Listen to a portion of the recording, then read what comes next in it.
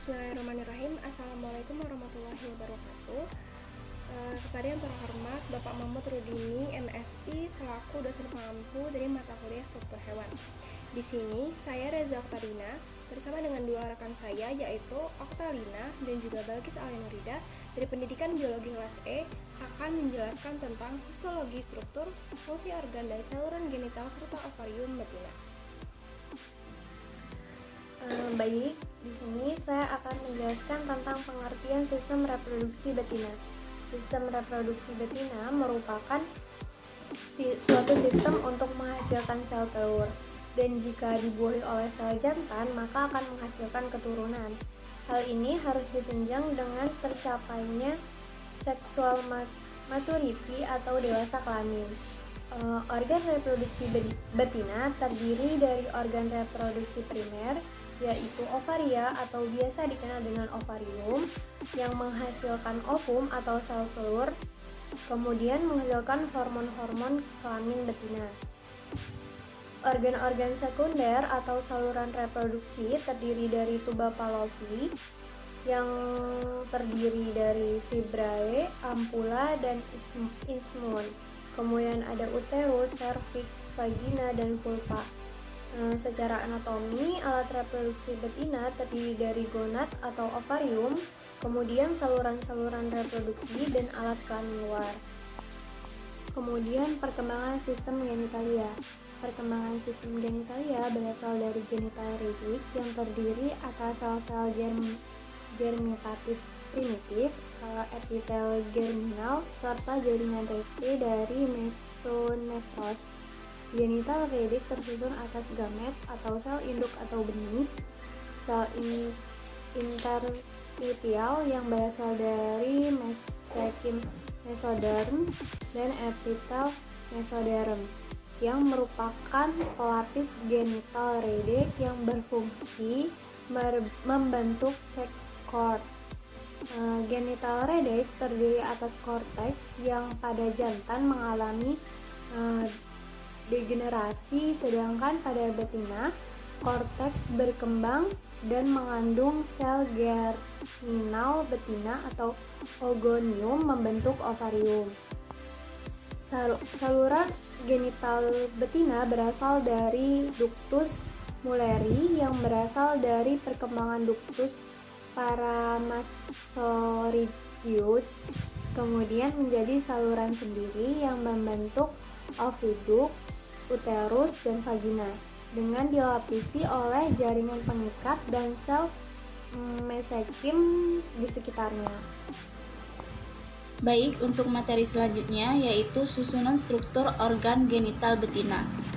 Alat kelamin atau yang disebut dengan genitalia betina ini terdiri atas genitalia primer dan juga genitalia sekunder. Genitalia primer ini adalah ovarium atau indung telur, sedangkan genitalia sekunder ini terdiri atas genitalia dalam atau internal dan genitalia luar atau eksternal. Genitalia dalam ini terdiri atas saluran-saluran dan kelenjar-kelenjar. Salurannya adalah oviduct atau tuba Fallopi, uterus atau rahim dengan serviks atau mulut rahim, dan juga vagina. Baik, untuk materi selanjutnya yaitu saluran genital serta ovarium betina. Ovarium merupakan bagian alat kelamin yang utama karena fungsinya untuk menghasilkan sel gonad atau ovum. Bentuk dan berat ovarium dijelaskan pada tabel di bawah ini. Yang pertama untuk kuda, berat ovariumnya berkisar antara 70 sampai 90 gram. Bentuk ovarium untuk kuda seperti kacang tanah. Yang kedua sapi, berat ovarium untuk sapi yaitu 11 sampai 18 gram dengan bentuk ovarium yaitu oval. Yang ketiga domba dengan berat ovarium 2 sampai 3 gram seperti buah almond. Babi 8 sampai 16 gram seperti buah merbel. Anjing 3 sampai 12 gram memanjang, menipis, dan oval. Untuk kucing 3 sampai 12 gram dengan bentuk memanjang, menipis, dan oval. Untuk slide selanjutnya yaitu folikel. Folikel dalam pertumbuhannya mengalami 4 tahap. Yang pertama yaitu folikel primer. Merupakan suatu sel besar di mana dalam tiap folikel terdapat oosit yang dikelilingi oleh suatu lapis tunggal dari sel-sel folikel dan disebut membran granulosa. Yang kedua, folikel sekunder. Folikel sekunder letaknya agak jauh dari permukaan ovarium. Yang ketiga, folikel tertier, merupakan perkembangan dari folikel sekunder di mana sel-sel granulosanya tampak lebih besar dan letaknya jauh dari korteks ovarium. Dan yang terakhir yaitu folikel de Graaff. Folikel ini ovumnya terbungkus oleh massa sel masak yang disebut dengan cumulus ooporus. Baik, untuk materi selanjutnya akan dilanjutkan oleh rekan saya. Terima kasih. Yang ketiga ada okulasi. Okulasi merupakan pemeriksaan pembuluh darah yang terjadi suatu aksi mendapatkan dari okulus, yaitu pada daerah sigma. Yang keempat ada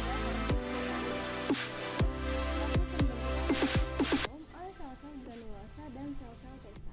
Yang kelima ada fertilisasi, yaitu peristiwa bersatunya sebuah spermatozoa dengan sebuah ovum.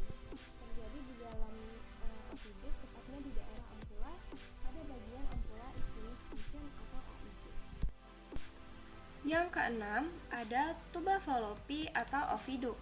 Tuba Fallopi menghubungkan antara ovarium dan uterus. Oviduk merupakan saluran kecil yang berkelok-kelok dan panjang, terdiri atas infundibulum, ampula, dan bagian terakhir yang berhubungan langsung dengan uterus yang sering disebut dengan isthmus. Yang ketujuh ada uterus.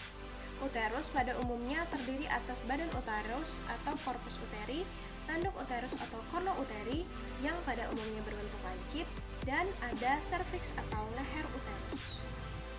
Yang kedelapan ada cervix atau leher rahim. Cervix merupakan sphincter atau otot polos yang kuat dan tertutup rapat. Cervix terletak di antara uterus dan vagina dan merupakan pintu masuk ke dalam uterus karena dapat terbuka dan tertutup sesuai dengan siklus birahi. Yang kesembilan ada vagina.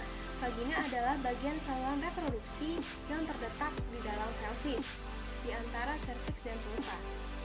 Vagina terbagi atas bagian vestibulum, yaitu bagian sebelah luar yang berhubungan dengan vulva, dan patrio vaginalis cervix, yaitu bagian ke sebelah cervix. Yang terakhir ada vulva pudendum feminum. Vulva merupakan bagian eksternal dari genitalia betina yang terbentang dari vagina sampai ke bagian yang paling luar. Baik, mungkin itu saja penyampaian materi yang dapat kami sampaikan.